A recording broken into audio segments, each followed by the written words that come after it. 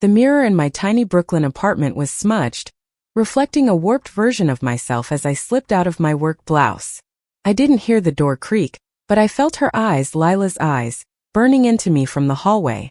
My breath caught, and instead of turning to confront her, I let the moment stretch, my skin prickling under her gaze.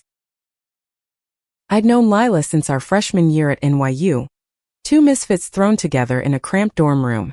She was the quiet one, with her dark hair always falling over her face like a shield, sketching in notebooks she never showed anyone.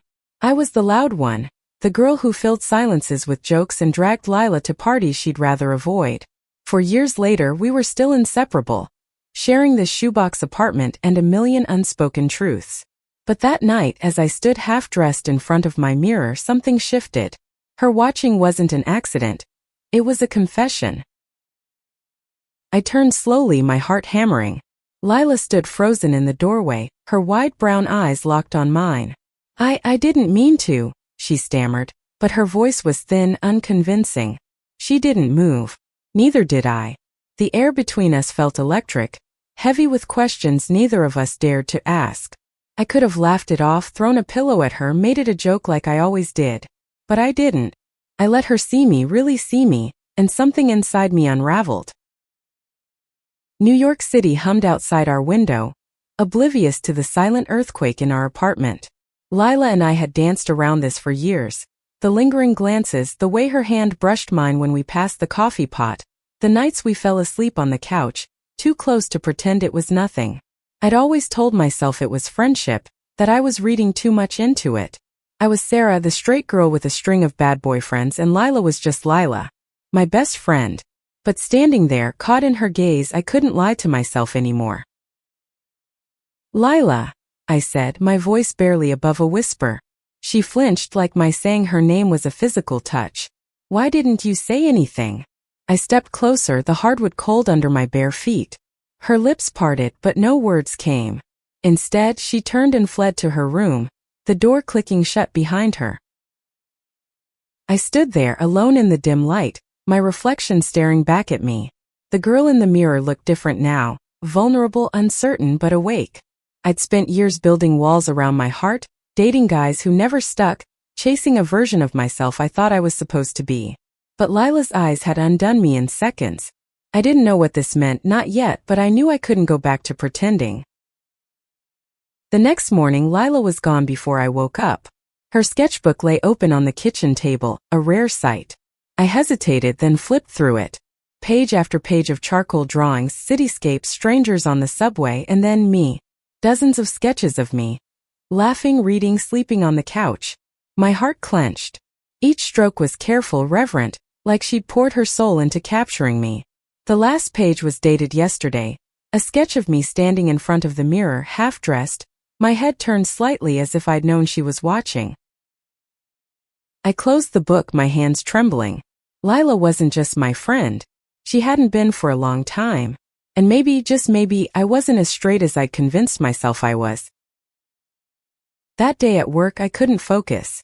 I was a barista at a hipster coffee shop in Williamsburg, and the endless stream of oat milk lattes and indie playlists couldn't drown out the memory of Lila's eyes. I kept replaying the moment, the way her breath hitched when I said her name. By the time I got home, I was a mess of nerves, ready to confront her, to demand answers. But when I opened the door, Lila was there, sitting on the couch, her sketchbook clutched to her chest. "Sarah, I'm sorry," she blurted before I could speak. "I didn't mean to make you uncomfortable. I couldn't help it." Her voice cracked and she looked away, her fingers digging into the edges of her sketchbook. I sat beside her, closer than I needed to, and the words tumbled out before I could stop them. "I didn't want you to stop." Her head snapped up, her eyes searching mine. For the first time I saw her, really saw her. Not just my friend, but the woman who'd been quietly loving me for years, hiding it behind sketches and silences. I reached for her hand, and when our fingers touched, it felt like the world clicked into place. We didn't talk much that night. Words felt too small for what was happening. Instead, we sat there, hands entwined, letting the truth settle between us. I didn't know what came next, how to navigate this, how to tell my family, my friends, or even myself what I was feeling. But for the first time, I wasn't running from it. The days that followed were a blur of tentative touches and stolen glances. Lila would brush past me in the kitchen, her fingers grazing my arm, and I'd catch myself smiling like an idiot.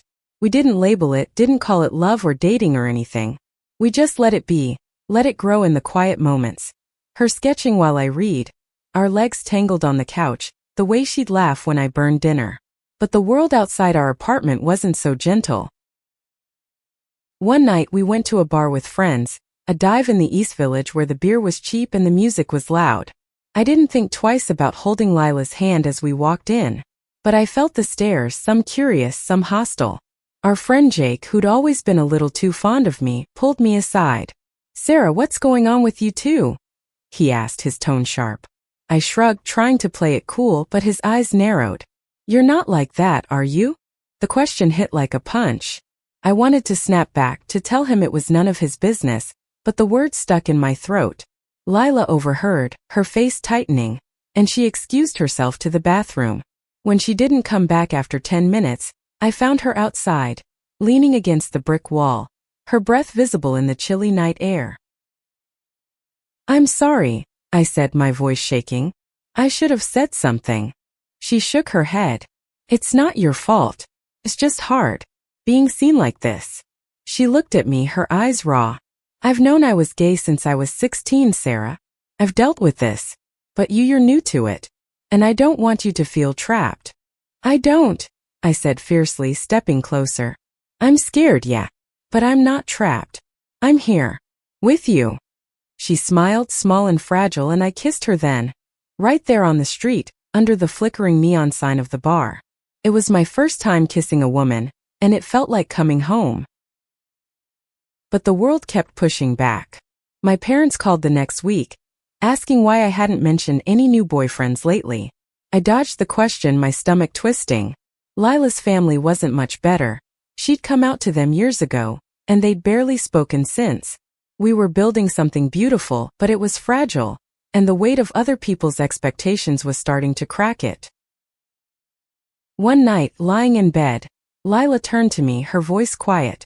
"What if this is too hard for you, Sarah? What if you wake up one day and realize you want something easier?" I didn't have an answer. Not yet. But I pulled her close, feeling her heartbeat against mine, and promised myself I'd find one. The city never slept, but in our apartment, the nights were quiet, filled only with the hum of our breathing and the occasional siren outside. Lila and I were learning each other in a new way, like explorers charting unfamiliar territory. Every touch, every shared glance felt like a discovery but also a risk, because the world outside wasn't ready for us, and I wasn't sure I was ready for it either. Work became my escape, a place where I could pretend nothing had changed. The coffee shop was a whirlwind of orders and chatter, but even there I couldn't shake Lila from my mind. I'd catch myself smiling at the memory of her laugh, or the way her fingers traced patterns on my wrist when we watched movies. But then I'd see a customer's raised eyebrow when I mentioned my girlfriend in passing, and the doubt would creep in. Was I ready to wear this label? To face the judgment that came with it? Lila, though, was steady. She'd faced this world before, carried the weight of being out in a way I was only beginning to understand. One evening she came home with a new sketchbook, her eyes bright with something I hadn't seen in weeks. "I want to show you something," she said, pulling me to the couch. She flipped open the book, revealing a drawing of us, sitting on the fire escape, our shoulders touching, the city sprawling below. "This is how I see us," she said softly. "Not hiding. Just us." I traced the lines of the sketch, my throat tight. "It's beautiful," I whispered. But inside I was terrified. What if I couldn't live up to this vision? What if I let her down? That fear followed me into the next week, when Lila suggested we go to a queer art event in Manhattan. "It's just a gallery opening," she said, her voice casual but her eyes hopeful. "We don't have to stay long." I agreed, wanting to be brave for her. But as we stepped into the crowded gallery, my stomach churned. The room was vibrant, filled with people who seemed so sure of themselves. Artists, activists, couples holding hands without a second thought. I felt like an imposter, a straight girl playing at something I didn't fully understand. Lila fit right in, her quiet confidence drawing people to her. She introduced me as her girlfriend, and I smiled, but my palms were sweaty. A woman with bright purple hair asked how long we'd been together, and I fumbled, saying, "Not long," while Lila's hand tightened in mine. Later, as we walked home, she was quiet, her shoulders hunched. "Did I do something wrong?" I asked, stopping under a streetlight. She sighed, kicking at a pebble on the sidewalk. "You seem distant tonight. Like you didn't want to be there." "I did," I said too quickly. "It's just a lot. I'm not used to this." Her eyes softened, but there was pain there too. "I know. But I need you to be in this with me, Sarah. Not halfway." I nodded, pulling her into a hug, but her words lingered. Being in this meant more than stolen kisses in our apartment. It meant facing the world, her world, and I wasn't sure I was strong enough. The next day I called my sister Emma, who lived upstate. She'd always been my confidant, the one I turned to when life got messy.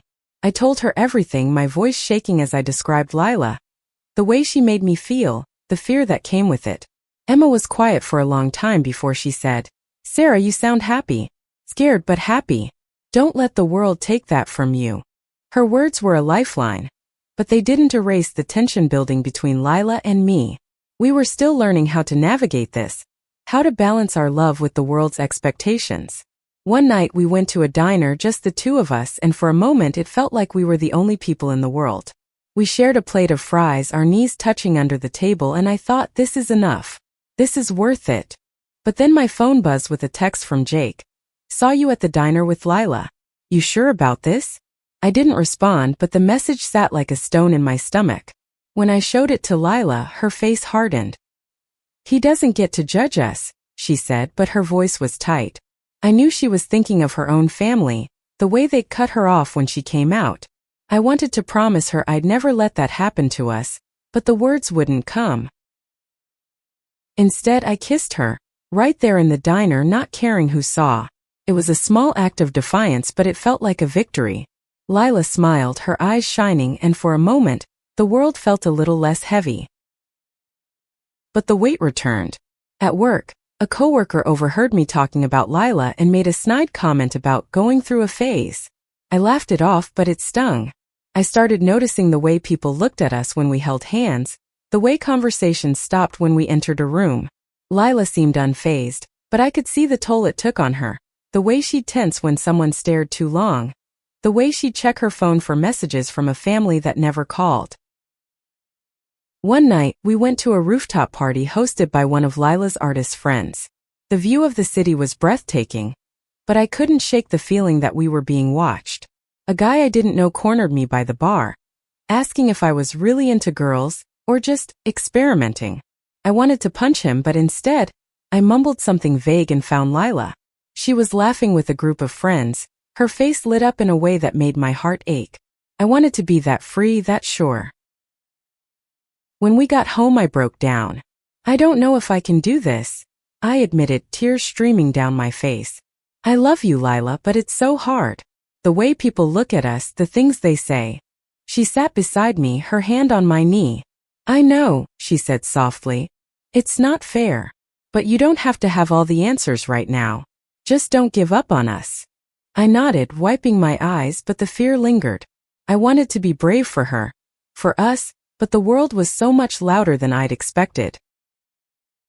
The weeks that followed were a tightrope walk. Lila and I clung to the moments we could steal, lazy mornings in bed, late night walks through the city, her sketching while I hummed off key. But the outside world kept intruding, chipping away at our fragile bubble. I started to notice the cracks in Lila too, the way she'd go quiet after a stranger's stare, the way she'd check her phone obsessively, hoping for a message from her parents that never came. I wanted to fix it, to make the world safe for us, but I didn't know how. My own family wasn't much help. When I finally told my mom about Lila, her response was a hesitant, "That's nice, Sarah. Just be careful." Careful of what? I wanted to ask, but I didn't. I knew what she meant, the same thing Jake meant, the same thing the world kept whispering. This isn't normal. This isn't you. But it was me. I felt it every time Lila smiled at me, every time her hand found mine. I was falling for her hard, and it scared me as much as it thrilled me. I started researching, reading about queer history, about women who'd loved each other against all odds. It gave me strength, but it also made me angry. At the world, at myself for not seeing this sooner, at the people who made Lila feel like she had to hide. One evening, Lila came home with a flyer for a pride event in Central Park. "We should go," she said, her voice tentative but hopeful. "It's just a picnic, nothing big. But it could be good for us." I hesitated. The idea of being surrounded by people celebrating who we were was tempting, but it also felt like stepping into a spotlight I wasn't ready for. "Okay," I said finally, forcing a smile. "Let's do it."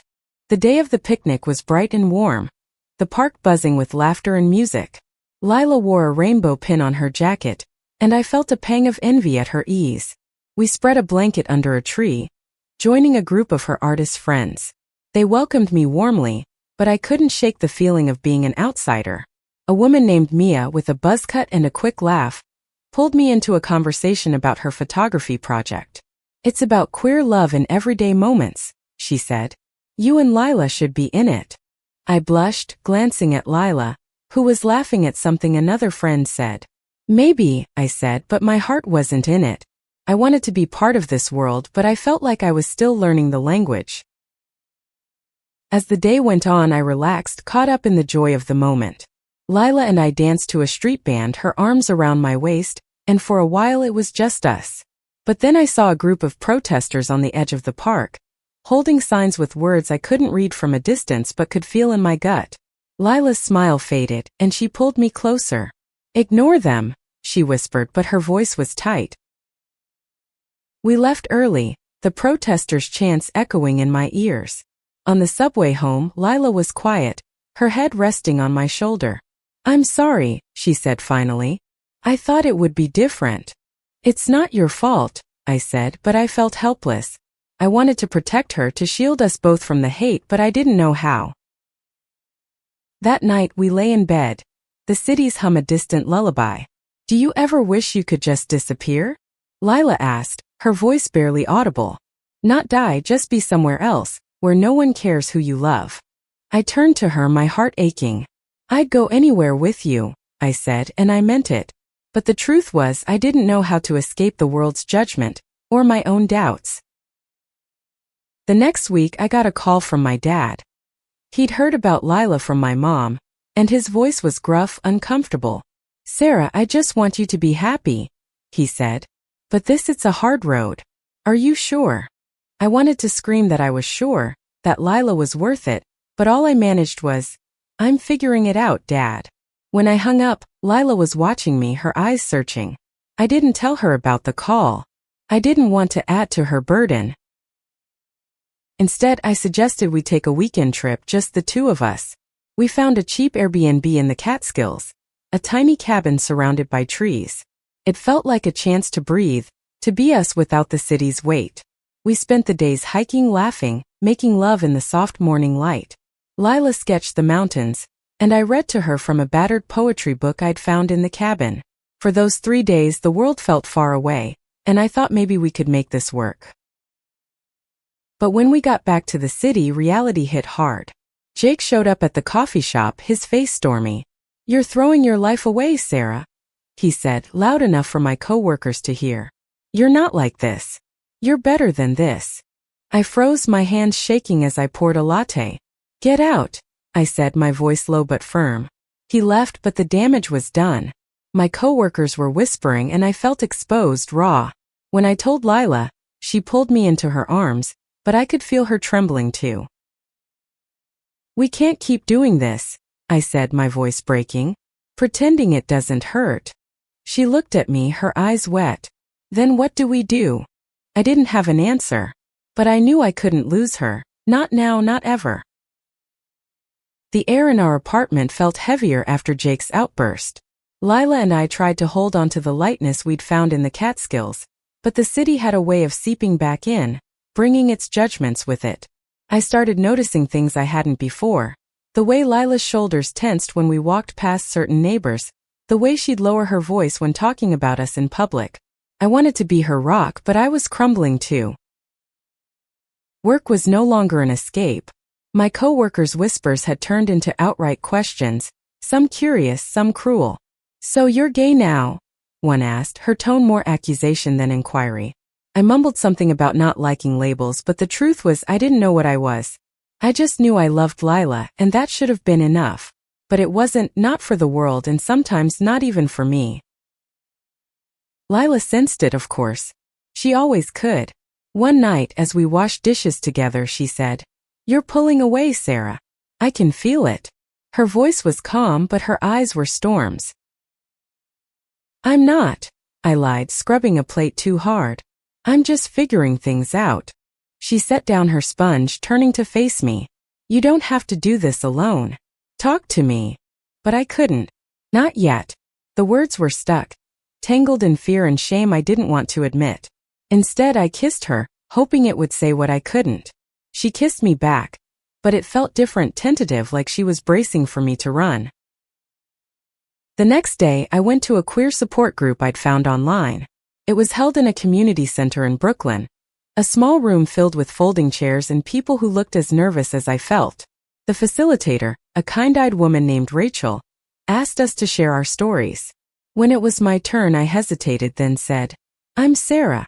I'm in love with my best friend. And I'm scared I'm not good enough for her." The room was quiet but not judgmental. A guy named Alex spoke up, sharing how he'd lost friends when he came out. A woman named Priya talked about her family's rejection. Their stories were different, but the pain was the same. For the first time, I felt seen. Not as Sarah the barista or Sarah the straight girl, but just Sarah trying to find her place in a world that didn't always make space for her. I came home lighter, ready to talk to Lila. But when I walked in, she was packing a bag. My heart stopped. "What's going on?" I asked, my voice shaking. She didn't look at me. "I got a commission in Chicago. A mural project. It's just a few weeks. Why didn't you tell me?" She zipped the bag, her hands trembling.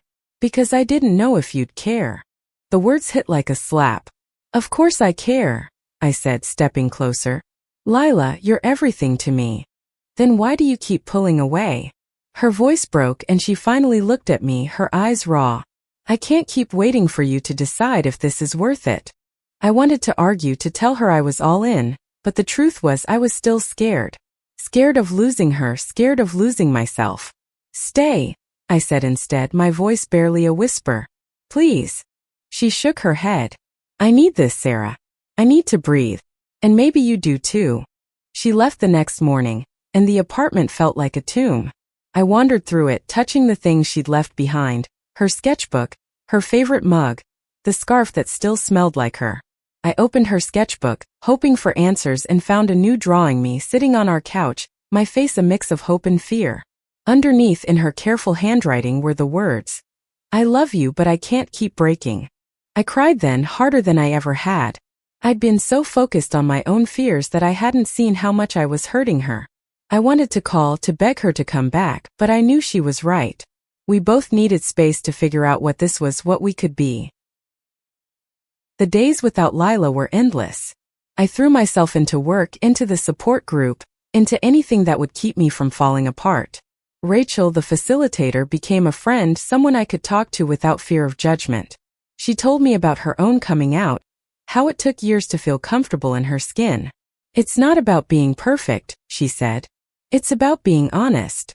I started writing to Lila, not emails or texts, but letters I didn't send. I wrote about my fears, my love, my hopes for us. It was easier to be honest on paper, where I didn't have to see her eyes, didn't have to face the possibility of rejection. But the more I wrote, the clearer it became.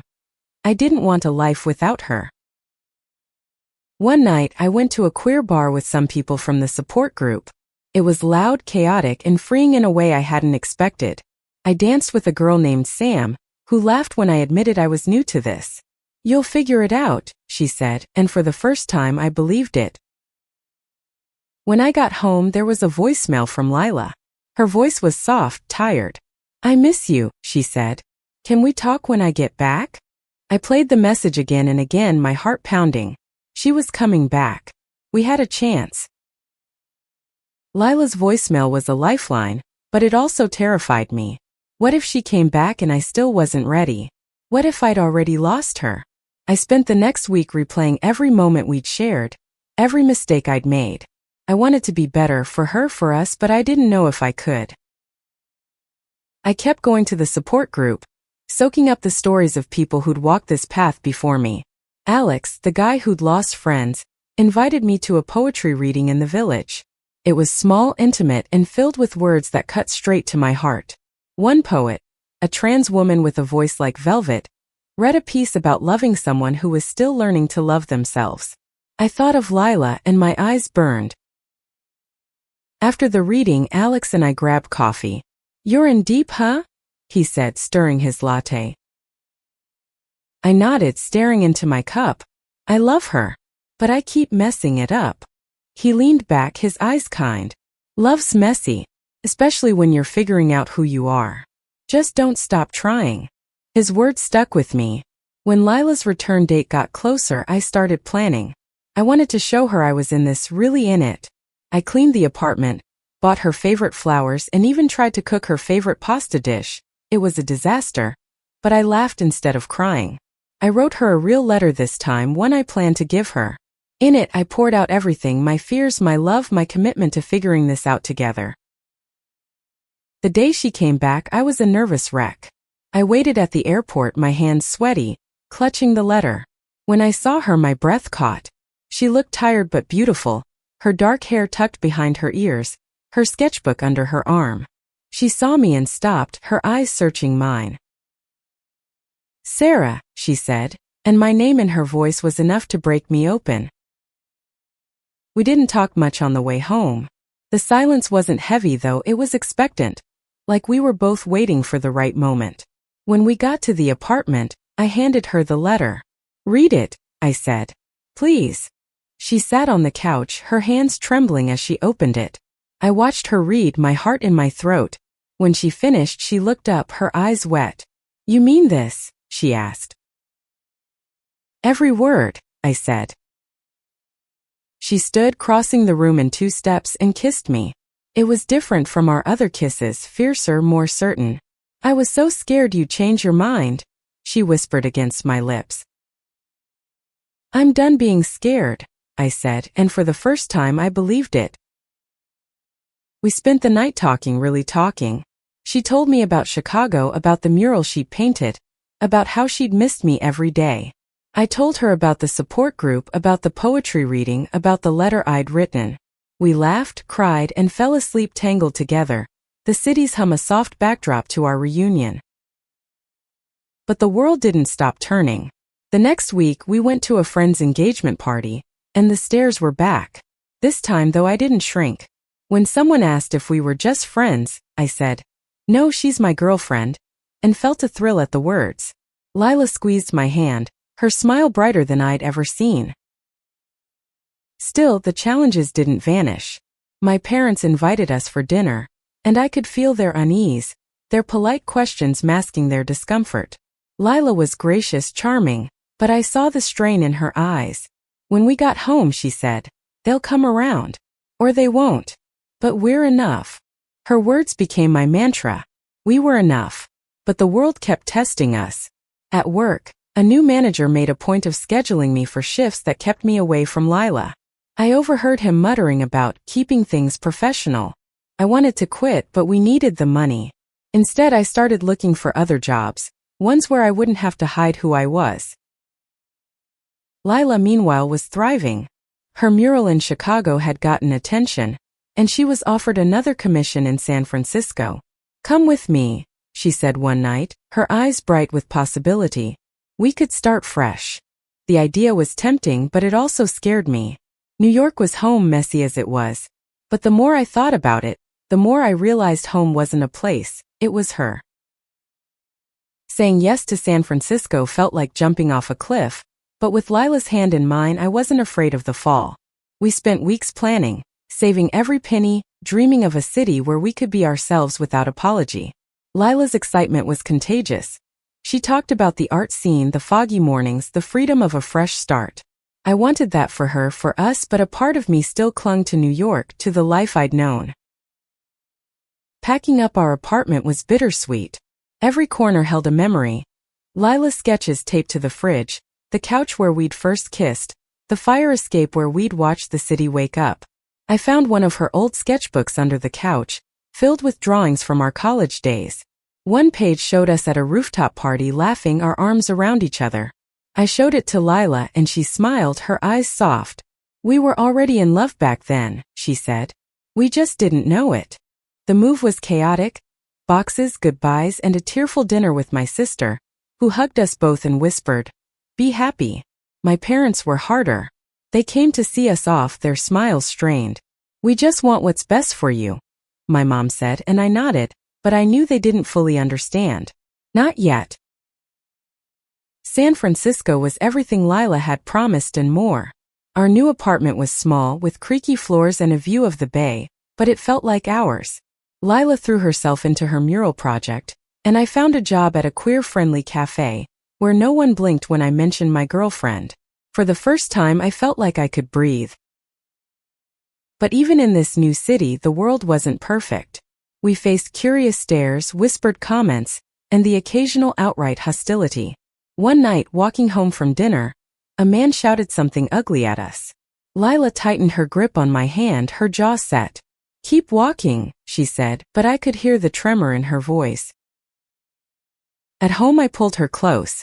"I hate that this still happens," I said, my voice muffled against her shoulder. "It always will," she said softly, "but we're stronger than they are." She was right. We were building something real, something worth fighting for. I started writing again, not just letters to Lila, but stories, poems, pieces of myself I'd kept hidden. I shared them with her, and she'd listen, her eyes bright, sketching as I read.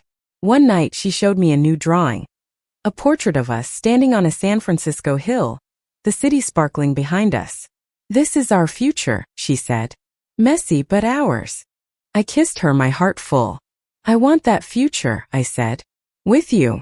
But the past wasn't done with us. Jake texted me out of the blue, apologizing for his outburst but adding, "I still think you're making a mistake." I didn't respond. Instead, I showed the message to Lila and we laughed, the kind of laugh that comes from knowing you're exactly where you're meant to be. We started building a community in San Francisco, friends from Lila's art circles, people from my cafe, a couple from the support group who'd also moved west. They became our family, the ones who celebrated us without reservation. At a gallery opening for Lila's mural, I watched her shine, talking passionately about her work. I felt proud not just of her but of us. Still, there were moments of doubt. Late at night, when the city was quiet, I'd wonder if I was enough for her, if I could keep up with her strength. She'd sense it, rolling over to wrap her arms around me. "You're enough," she'd whisper, and I'd believe her. One evening, we went to a pride festival in the Castro. The streets were alive with color, music, and people who looked like they'd found their place in the world. Lila wore her rainbow pin and I bought one to match. We danced, laughed, and kissed under a sky full of confetti. For the first time, I didn't feel like an imposter. It felt like me. But life has a way of testing you. Lila got a call from her mom, the first in years. Her voice was cautious, saying she wanted to talk. Lila was hopeful, but I saw the fear in her eyes. We decided to visit her family in Chicago, a trip that felt like walking into a lion's den. Chicago was cold, the wind slicing through our coats as we stood outside Lila's childhood home. She gripped my hand, her knuckles white. "We don't have to do this," I said, but she shook her head. "I need to know," she said, "if they can love me for who I am." Her mom opened the door, her face a mix of surprise and hesitation. "Lila," she said, then looked at me. "And Sarah." We nodded, stepping inside. The house was warm, filled with the smell of baking bread. But the air was heavy with unspoken words. Lila's dad was there, his eyes guarded. They'd known she was coming, but I could tell they weren't ready for us, for the reality of their daughter with another woman. Dinner was awkward, filled with small talk about the weather, Lila's art, my job. I could feel Lila tensing beside me, waiting for the real conversation. It came after dessert, when her mom cleared her throat. "Lila, we've missed you," she said. "But it's hard for us." Lila's voice was steady, but I heard the pain. I'm not asking you to understand. I'm asking you to try. Her dad shifted, his jaw tight. We raised you to be different. This isn't what we wanted. I wanted to scream to tell them they didn't get to decide who Lila was, but I stayed quiet, my hand on her knee. Lila took a deep breath. I'm happy, she said. For the first time in years, I'm happy. If you can't see that, I can't make you. The room was silent. Her mom's eyes filled with tears, but she didn't speak. Her dad looked away. We left soon after, the door closing behind us with a finality that broke my heart. In the hotel that night, Lila cried and I held her, whispering that she was enough, that we were enough.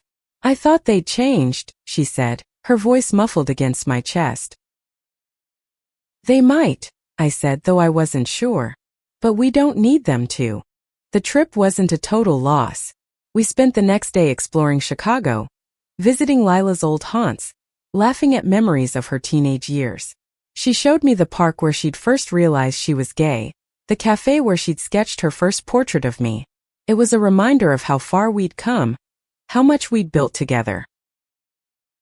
When we got back to San Francisco, something had shifted. Lila was quieter but not defeated. She threw herself into her art, creating a series of paintings about love and resilience. I kept writing, my words becoming bolder, more honest. We were healing together. One evening we sat on our tiny balcony, watching the sunset over the bay. Lila turned to me, her eyes soft. I want to marry you someday, she said so casually it took my breath away. I laughed, my heart racing. Someday. She grinned, pulling me close. Yeah, when we're ready. I kissed her, the city fading around us. I'm ready, I said, and I meant it. We didn't get married right away. There were still battles to fight, jobs, family, the world's endless opinions. But we faced them together, hand in hand. My parents started to come around, sending us a card for our first anniversary. Lila's family didn't, but she found peace in that, in knowing she'd chosen her own family. Years later, at a gallery opening for Lila's new exhibit, I looked around at the people who'd become our world, friends, artists, the barista from my old cafe. Lila's paintings lined the walls, each one a story of love, struggle, and triumph. The final piece was of us standing on that San Francisco hill, the city glowing behind us. Underneath, in her careful handwriting, were the words, "We are enough." As I stood beside her, my hand in hers, I knew it was true. We'd caught each other watching, and instead of turning away, we'd chosen to see, to love, to fight. And that was the most beautiful thing of all.